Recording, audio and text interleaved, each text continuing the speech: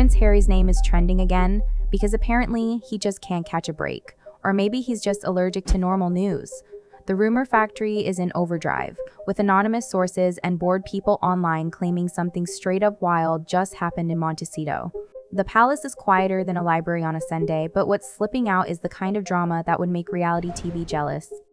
Allegedly, Harry was found passed out at his California mansion, and no, it wasn't because he was bored from reading old royal rules. People are saying it's all linked to heavy drug use. Meanwhile, Meghan Markle wasn't even home. She apparently left him behind and dashed off to party with her VIP crew at some secret club, while Harry was being hauled to the hospital. Talk about priorities. And get this, the one who found him? According to whispers from the Royal Protection Squad, it was his longtime bodyguard, David Langdown.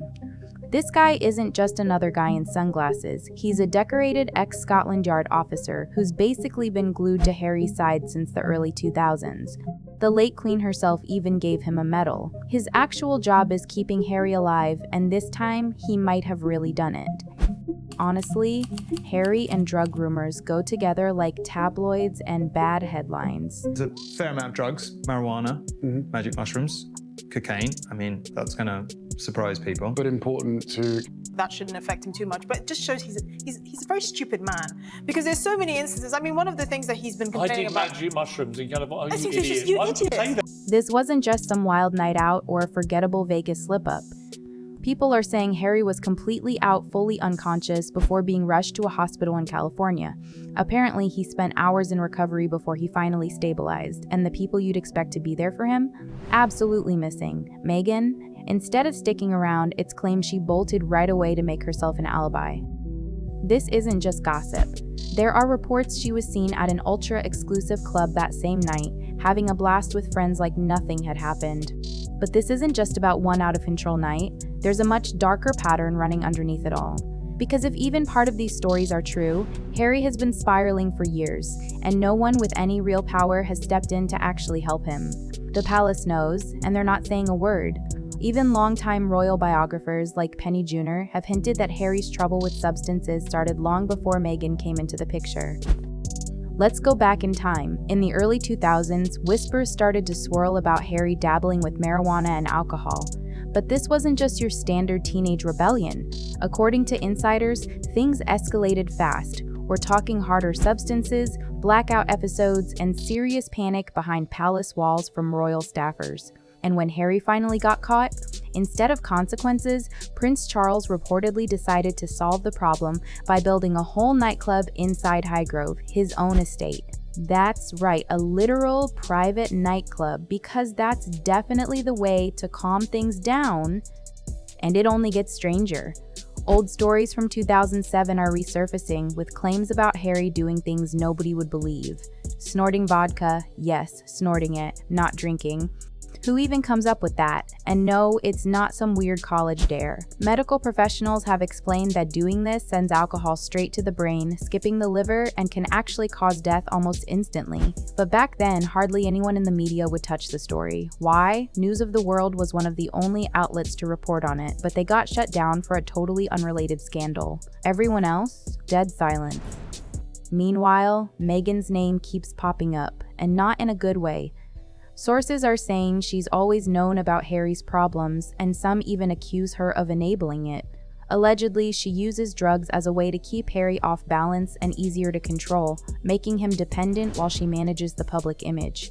That's a shocking accusation, but it's not coming from nowhere. What really turns this whole thing into a wildfire is Meghan's past. Long before she ever became the Duchess, she already had a reputation in certain Hollywood circles, and it wasn't for her acting skills. People who went to her first wedding in Jamaica still talk about the party favors. And no, it wasn't just candles or thank you cards. Guests claim they got gift bags with rolled joints, supposedly prepared by Meghan herself. Some guests didn't even realize what was in their gift bags until they got back to the US, a detail that could have landed them in huge legal trouble. That little move alone shows Meghan was far from new to the party scene, and it doesn't stop with her. Let's talk about Doria, Meghan's mom. Insiders claim Doria has her own connections to California's underground world, and supposedly still has ties to some pretty shady circles. Whether or not that's really true, the word going around is that the Markle women have always known how to get whatever they want and exactly how to keep everyone around them in check. The rumors get even darker when you look at what people are saying about Meghan's influence over Harry.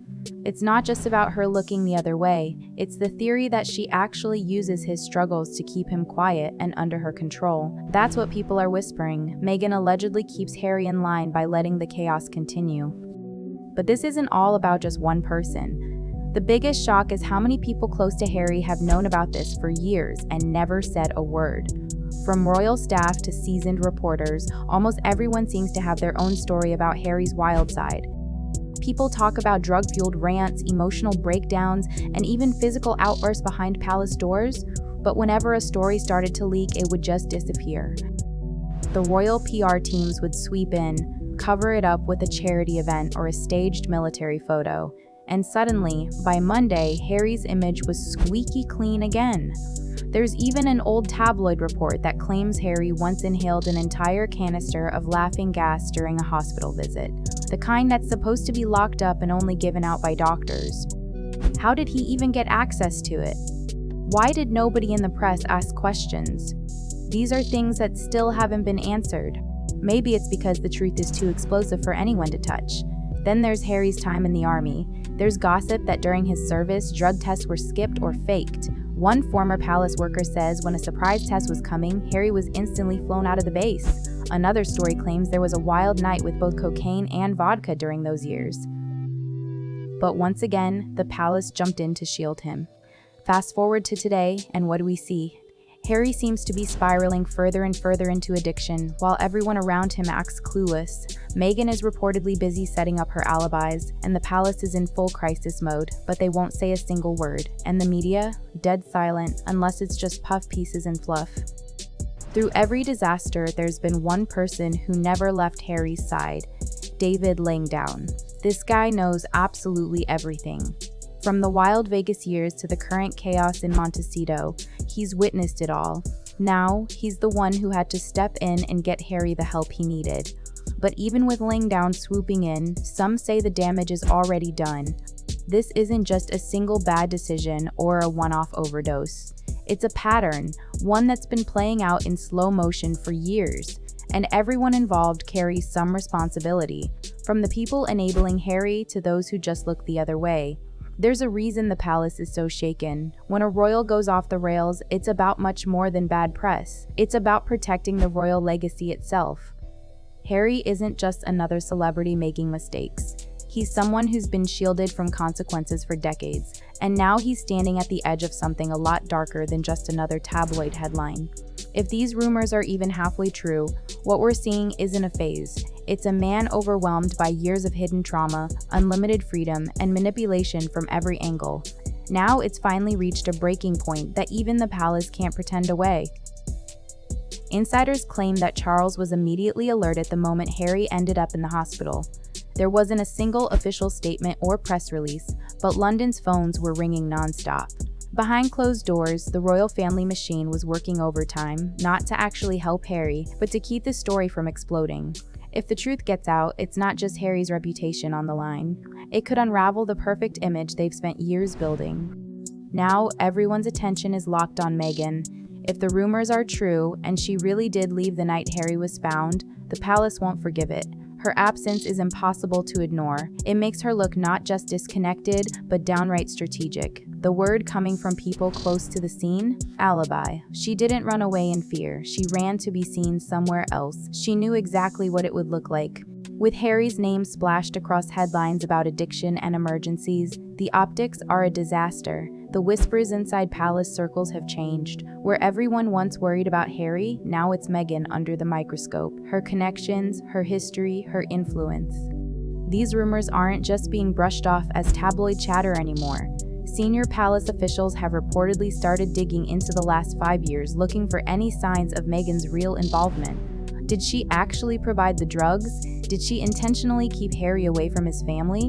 Did she set up a world around him that made him totally dependent on her? And what about Doria? She's always kept a low profile, rarely giving interviews or stepping into the spotlight. But according to some insiders, Doria plays a much bigger role in Meghan's life than people think. If drugs were really part of Harry's troubles, there's even talk that Doria might have helped make those connections. Nothing has been proven, but the fact that royal insiders are asking these questions shows how serious things have become. Behind the scenes, palace lawyers are getting ready, not for a divorce, but for a major public scandal. If Harry doesn't recover, or if he ever decides to tell his side of the story, the whole thing could blow up. And if it ever comes out that Meghan was involved, even just a little, the palace won't protect her, not this time. Through all the drama, there's one truth that stands out. Harry is not okay. Whether his struggles started with childhood pain, teenage rebellion, or heartbreak as an adult, he's clearly a man overwhelmed by hurt. His life has turned into a media circus, a streaming series, and a best-selling book. But behind the cameras and all the fame, there's someone who never got the real help he needed. And maybe that's the saddest part of all. Harry was never just the family's wild child or a headline for the tabloids. He was someone wounded from the start, born into a family that cared more about their image than actual healing. Now, that choice is finally coming back to haunt them all.